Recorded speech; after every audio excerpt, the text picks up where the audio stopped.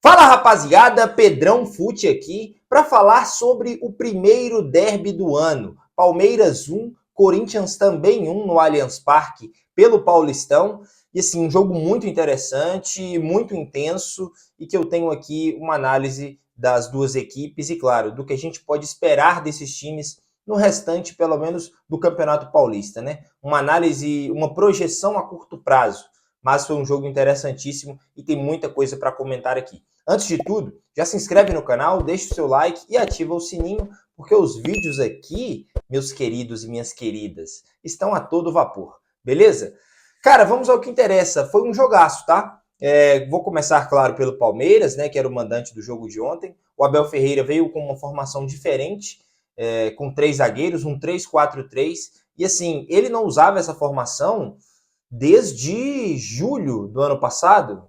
Acho que a última partida que o Abel colocou três zagueiros foi o jogo de ida, lá no Newton Santos contra o Botafogo, pelas quartas de final da Libertadores. Se eu estiver enganado, me corrijam aqui nos comentários, mas eu acho que é isso. Ele entrou com o Everton no gol, Gustavo Gomes, Murilo e Kaique Naves. Aí o Richard Rios fazendo esse papel de primeiro volante, com o Rafael Veiga logo depois ali, né, como um meio de ligação. Dos lados, Mike, acho que ele optou pelo Mike muito pela velocidade e capacidade de recomposição, considerando que o lado esquerdo do Corinthians é o lado que melhor ataca, né? O Marcos Rocha faz um início de temporada melhor, mas tem menos esse ímpeto físico, e eu acho que por isso que ele escolheu o Mike. Do lado esquerdo, o retorno do Piquerez, que fez uma partida sensacional. Piquerez realmente é o melhor lateral esquerdo do Palmeiras com sobras, e assim, um retorno físico dele em alto nível é essencial para a temporada do Palmeiras. Mais à frente, teve o Facundo Torres pelo lado esquerdo, o Maurício agindo praticamente como um falso 9 e o Estevão pelo lado direito. E foi assim que o Palmeiras entrou em campo muito bem, muito intenso, tanto que marca o gol com o Maurício aos 9 minutos de jogo, em um lance que o Piquerez encontra numa bola longa. O Facundo Torres faz um papel ali de enganar a marcação, e aí uma bola longa para o Maurício, ele sai cara a cara com o Hugo Souza e marca o primeiro gol. O Corinthians, por outro lado, veio ali mais ou menos dentro do que já está acostumado, tá? E muito do que fez no ano passado também. Uma linha com 4 defensores, o Hugo pelo lado esquerdo, e aí também acho que foi uma escolha parecida com a do Mike, muito porque o lado direito do Palmeiras é muito forte, né? Com o Estevão e o próprio Mike fazendo algumas ultrapassagens. Escolheu o Hugo no lugar do Matheus Bidu. Linha de zaga, Kaká e André Ramalho. Na lateral direita, o Mateuzinho. Três volantes, Alex Santana, partida muito acidentada. O Ranielli também um pouco abaixo. O Carilho ali sendo o volante que melhor performou nessa partida, apesar de ter sido substituído. O Coronado, uma partida muito ruim do Coronado, atuando ali como meia de criação. Nem atacou bem, nem defendeu bem. Uma partida muito ruim mesmo do Coronado, como já vem sendo durante essa temporada. E no ataque, Yuri Alberto e Memphis. Memphis que assim, saiu de língua para fora depois do jogo, porque assim, correu demais. E Yuri Alberto, que, enfim, daqui a pouco eu vou falar.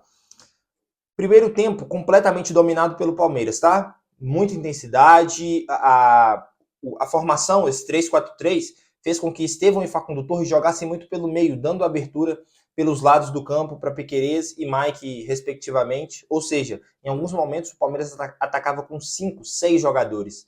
Muita pressão em cima dos volantes do Corinthians. Claro, eu acho que o fator casa também influenciou, mas no geral foi um time que chegou com mais ímpeto de vitória e de ataque.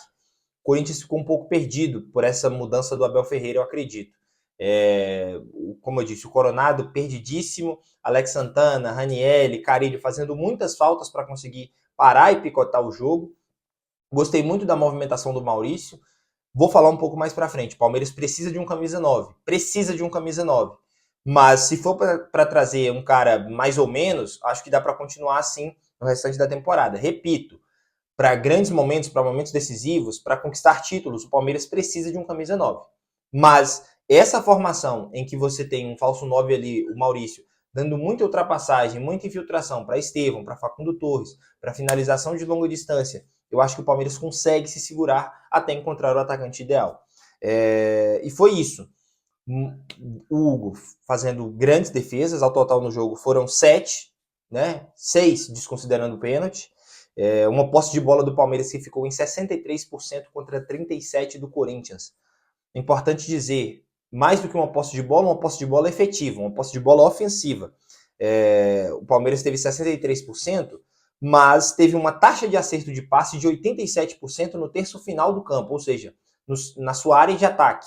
Isso é muito grande. Foram 226 passes, 197 certos naquele bloco de defesa do Corinthians.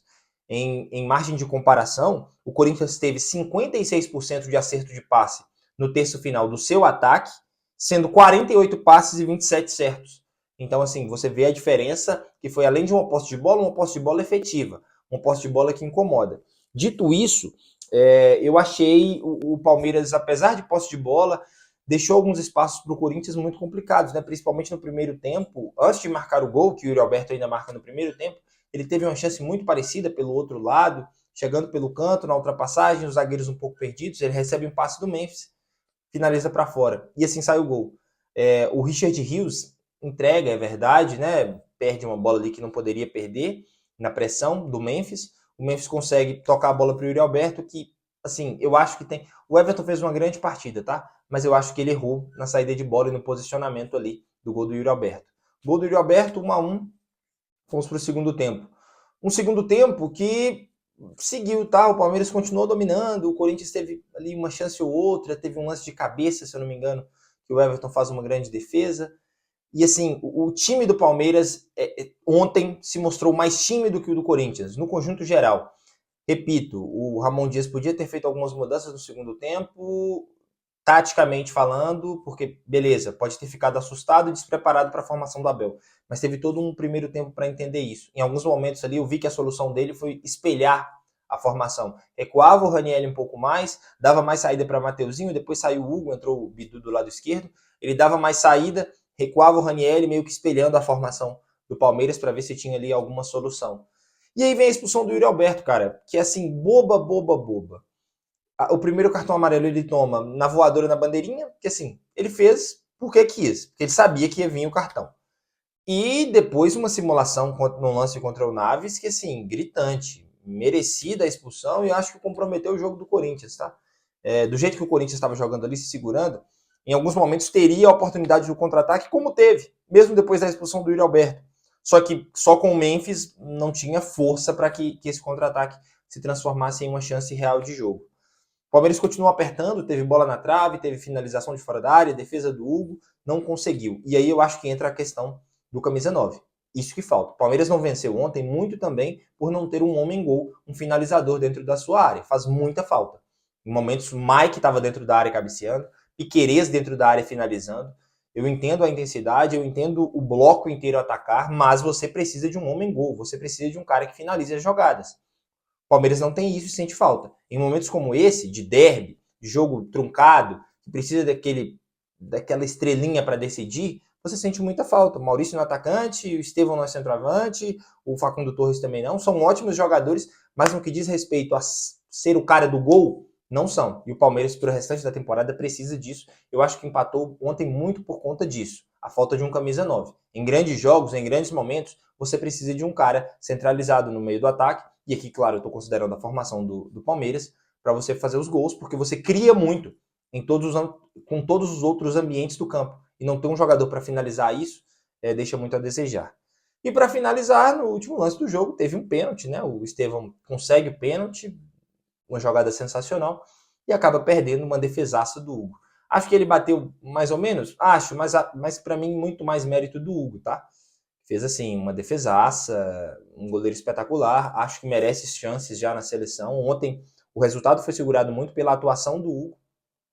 E o Estevão chorou depois do jogo, que acontece, mas eu acho que isso cria casca, tá? Para um jogador tão jovem quanto o Estevão, que ele tenha coragem de pegar a bola e falar assim, eu vou bater. E perde, e tem que chorar mesmo. Acho que é assim que você vai construindo um jogador com um psicológico forte, tá? E é isso, cara. 1-1, um jogo dentro das chances que o Palmeiras perdeu merecido. O Corinthians foi ali na raça, conseguiu arrancar esse empate fora de casa, não vence no Allianz Parque desde 2019 e o tabu continua, né? Agora são 4 vitórias para o Palmeiras e 3 empates para o Corinthians. É isso.